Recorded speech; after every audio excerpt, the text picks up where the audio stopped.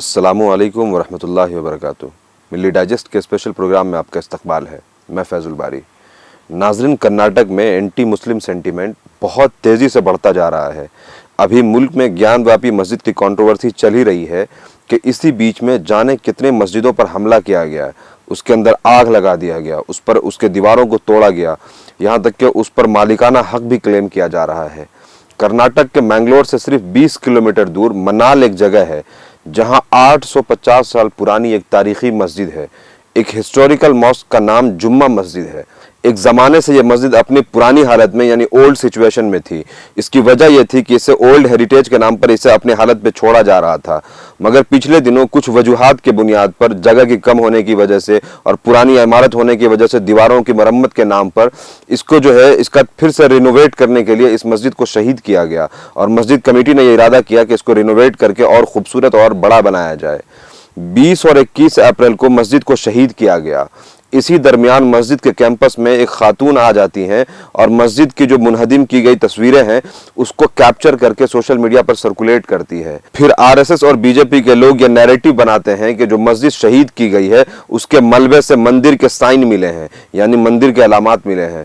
फिर कुछ pro Hindutva portals और मीडिया और विश्व हिंदू परिषद और बजरंग दल के लीडर जबरदस्ती मंदिर के अहाते में घुस जाते हैं, यानी मंदिर के कैंपस में घुस जाते हैं और जो रेनोवेशन का काम हो रहा है उसको रोकने की डिमांड करने लगते हैं, जिस पर अथॉरिटी के जानिब से मस्जिद के रेनोवेशन के काम को रोक दिया जाता है।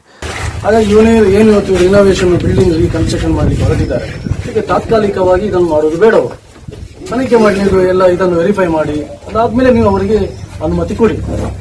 ಈಗ ಪಂಚಾಯತ್ ಕೊಟ್ಟಾಗಿದೆ, ನೀವು ಅದು ಇರಬಹುದು. ಈಗ ದಾಖಲೆ ಮಾಡಲಿಕ್ಕೆ ಎಲ್ಲದಕ್ಕೆ ಮಾಡಲಿಕ್ಕೆ ಸಾಧ್ಯ ಇದೆ. ಈಗ ಇವತ್ತಿನ ಸಮಯದಲ್ಲಿ ಒಂದ್ಸಲ ಎಲ್ಲ ನಾವು ಕೂಡ ಅದನ್ನು ಪರಿಶೀಲನೆ ಮಾಡ್ತೀವಿ. तब से 1 महीना हो गया है और विश्व हिंदू परिषद और बजरंग दल के लोगों ने वहां पर माहौल को खराब करने की बहुत ज्यादा कोशिश करने में लगे हुए हैं। माहौल इतना ज्यादा टेंस हो गया है कि एरिया में 144 लागू कर दिया गया है, मगर फिर भी मस्जिद के 1 किलोमीटर के अराउंड में एक बहुत बड़ी गैदरिंग की अनाउंसमेंट की जाती है जहां थम्बुला प्रश्न पूजा को ऑर्गेनाइज किया जाता है। एक 850 साल पुरानी मस्जिद पर ऐसे मालिकाना हक क्लेम किया जाता है और क्लेम करके उसके रेनोवेशन के काम को रुकवा दिया जाता है। पहले ही ज्ञानवापी मस्जिद पर क्लेम किया गया और उस पर कंट्रोवर्सी चल रही है। मथुरा शाही ईदगाही मस्जिद पर भी कंट्रोवर्सी क्रिएट की जा चुकी है। ताजमहल के लिए भी कोर्ट में पिटीशन डाला जा रहा है। कुतुब मीनार के अंदर जो मस्जिद है उसमें भी 13 मई से नमाज बैन है। लाल किला की मस्जिद में भी नमाज नहीं हो रही है। जामा मस्जिद पर भी अपने मालिकाना हक का दावा किया जा रहा है। मध्य प्रदेश के नीमच में भी एक मस्जिद के अंदर घुस करके आग लगा दिया गया था। अभी पिछले हफ्ते का वाकया है जिसके ऊपर स्पेशल प्रोग्राम में मैंने एक स्टोरी भी की थी। और बीजेपी के एक एमएलए है, उनका यह क्लेम है कि 30,000 ऐसी मस्जिदें हैं जिसके ऊपर वो दावा करेंगे कि हमारा है और इसके नीचे मंदिर हुआ करती थी। कुछ ग्रह कुछ मीन्स मरकुरी और उसका भी सानिध्य आया था। वो स्कंद भगवान का, षडानंद भगवान का कृपा है। और उधर एक गुरु सानिध्य है, वो शैव भी हो सकता है, वैष्णव भी हो सकता है। तो ये जो चीजें हो रही हैं यकीनन मुल्क के अमन और तरक्की के लिए और खास तौर से मुसलमानों के ईमान के लिए खतरा है। क्यों? क्योंकि अगर वो अल्लाह के घर को ना बचा पाए तो यकीन करिए उनका भी घर नहीं बचेगा और इस दुनिया में भी और उस दुनिया में भी जलील किए जाएंगे। फिलहाल अथॉरिटी के किसी भी नए ऑर्डर को आने तक जुम्मा मस्जिद में काम को बंद कर दिया गया है और जिस तरीके से स्टेट और एडमिनिस्ट्रेशन और जुडिशरी काम कर रही है, यह कहा जा सकता है कि जुम्मा मस्जिद का मुस्तकबिल और मुसलमानों का मुस्तकबिल और इस देश का मुस्तकबिल काफी ताबनाक है। तो बहुत जरूरत है कि हम इस चीज को समझें कि मस्जिद की क्या वैल्यू है और कितनी मस्जिदें शहीद की जा चुकी हैं और मस्जिदों के बुनियाद पर यह कितना सियासत करने वाले हैं और आगे इस सियासत की वजह से मुल्क का माहौल क्या होगा।